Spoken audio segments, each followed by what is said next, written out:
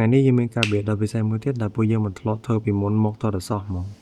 នេះគឺជា D82 Pro 2 ពីក្រុមហ៊ុន SP Style សម្រាប់ខ្ញុំឈុតមួយនេះគឺស័ក្តិសមបំផុតសម្រាប់អ្នកដែលស្រឡាញ់ style បែប retro និងចង់បាន LCD screen នៅលើ keyboard ផងដែរដោយសារតែយើងបានធ្វើ tape មកលើ polyfill នៅក្រៅឆៅរួចរាល់ហើយអញ្ចឹងយើងគ្រាន់តែមក stabilizer បន្តិចហើយយើងចាប់ផ្ដើមតម្លើងវាតែម្ដង customer របស់យើងបានរើសយក Aqua Cream Yellow Pro ដើម្បីឲ្យមានសម្លេងនិងអារម្មណ៍ចុចបែប clean ដែលវាស៊ីគ្នាខ្លាំងជាមួយតួ keyboard retro style មួយនេះបើសិនមកអ្នកទាំងអស់គ្នាឆ្ងល់ថាវាពិបាកមកឬអត់ក៏ប៉ុន្តែវាផ្ដល់ភាពងាយស្រួលខ្លាំងមែនទែនព្រោះវាប្រើខ្សែតែ4គ្រាប់ទេនៅផ្នែកខាងក្រោយដើម្បីបើកមើលគ្រឿងក្នុងហើយនេះគឺជា keycap ដែល customer របស់យើងបានជ្រើសរើស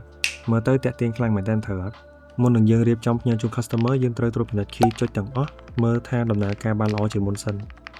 បន្ទាប់មកយើងគ្រាន់តែដូររូបភាពនៅលើ LCD screen ឲ្យស៊ីនឹង theme របស់ keyboard ហើយចុងក្រោយជាវីដេអូរបស់ Snell Studio មិនអាចខ្វះ sound test បានទេតោះយើងទៅស្ដាប់ទាំងអស់គ្នា